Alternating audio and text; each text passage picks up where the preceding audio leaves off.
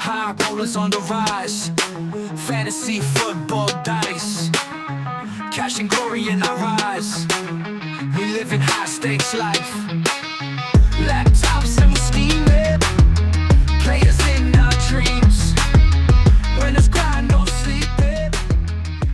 All right, high rollers, we are back. Week 3 is in the books, and let me tell you, this season is already off to a wild start. Yeah, it really is. A lot of surprises already. For sure. But that's why we're here, right? To break it all down, analyze the numbers, and give you the edge you need to dominate your leagues. Absolutely. And we've got some juicy stuff to dig into this week. We really do. Let's dive right into those standings because we've got some head scratchers at the top. Okay, so right off the bat, you've got Natural Born Killer sitting pretty at 3-0. Not really a surprise. They're always a tough team to beat. Yeah, but right alongside them, undefeated, it's the worst team ever. You gotta love it. What's going on there? Is that like reverse psychology or something? Maybe, but their start-sit accuracy is actually off the charts. Like scarily good, 90.1%. Leads the league. Wow, so they're not just getting lucky, they're making the right calls. Interesting. Yeah, they're playing smart, knowing who to start and who to bench. Critical, especially this early in the season, makes all the difference sometimes. All right, well, speaking of making moves, let's talk about this trade. Trevor, he's the witch doctor, right? He sent Josh Jacobs over to Royale with Cheese, to Andre and Steven for Jaylen Warren, and get this, T. Higgins. Big move. 2 for 1. Sounds good on paper, but is it really? Well, that's the million-dollar question, isn't it? Because you've got to factor in Higgins coming off that injury. Exactly. So on the one hand, you've got Jacobs, who's a solid, consistent fantasy producer. On the other hand, if Higgins is healthy, he could win you weeks by himself. Okay, so high risk, high reward. Classic fantasy football gamble. Is Trevor a genius or is this going to blow up in his face? Only time will tell. We'll be watching that one closely. Absolutely. Now, can we talk about week 1 for a second? Natural Born Killer. They just, destroyed Ryan Left Me. Oh, man. 176 to 90. Talk about a beatdown. Talk about making a statement. Week 1, and they come out swinging like that.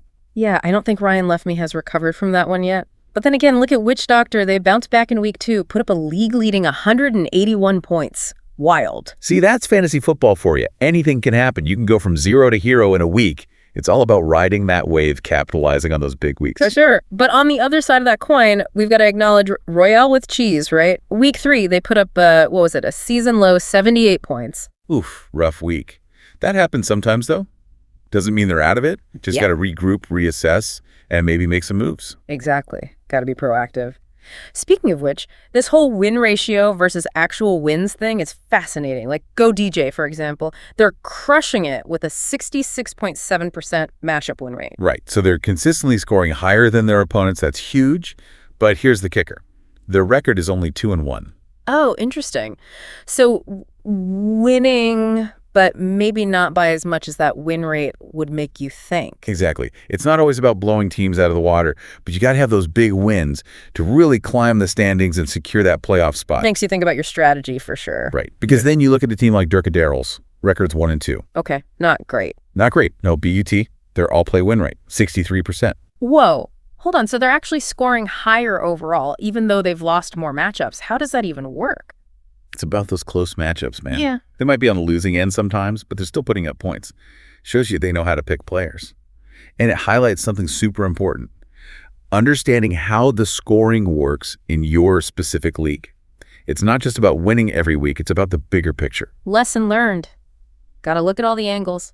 All right, let's shift gears a bit and talk free agency.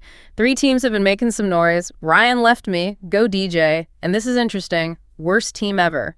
Still undefeated, but not afraid to tinker with the roster. Bold move. Right.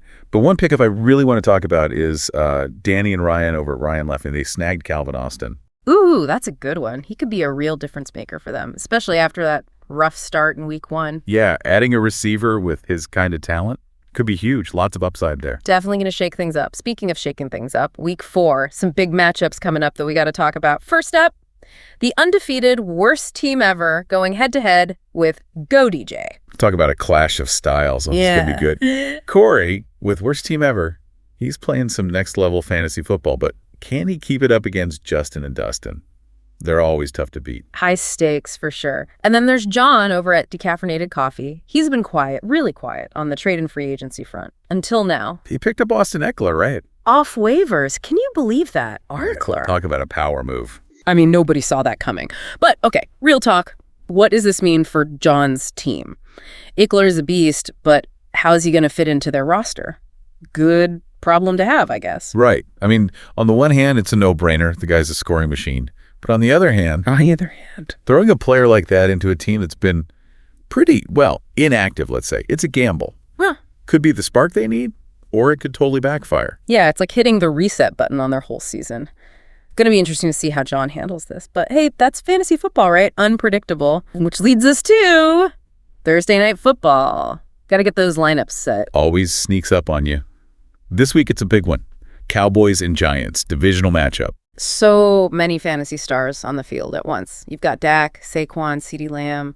Got to make those tough decisions, my friends. Those Thursday night points can make or break you. No doubt. And you know, while you're agonizing over those lineups, think about this. We've seen some wild stuff already. Austin changing teams, Eckler on waivers.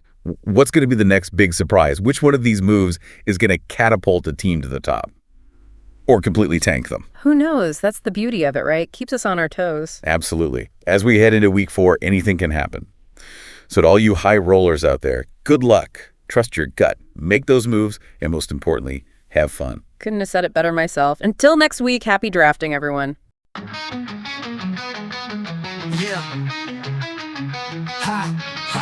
High rollers on the rise.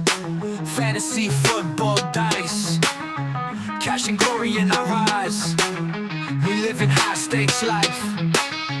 Laptops and we're steaming. Players in our dreams. When it's grind, no sleeping. Stack of dollar dreams. High rollers keep it tight. Battling all night. Big money, big fight. We shining like a light. Trade deals, we the bosses. Wins and little losses, counting up the profits.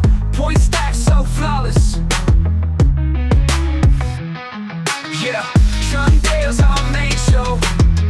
Big checks on the floor. High rollers in the zone, competing for the throne. High rollers keep it tight. Battle it all night. Big money, big fight. Shining like a light. Trade deals, we the bosses. Wins and little losses, counting up the profits. Point stacks so flawless. Yeah. Yeah. Sundays our main show. Big checks on the floor. High rollers in the zone, competing for the throne. High rollers keep it tight. Battling all night. Big money, big fight. Shining like a light.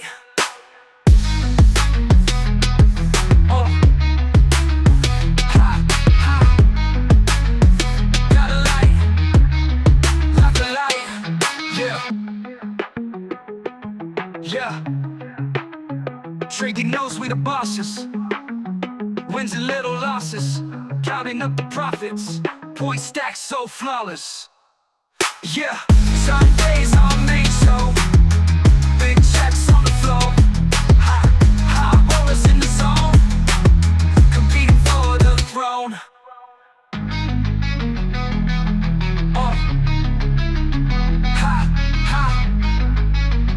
Got a light, like a light. Yeah.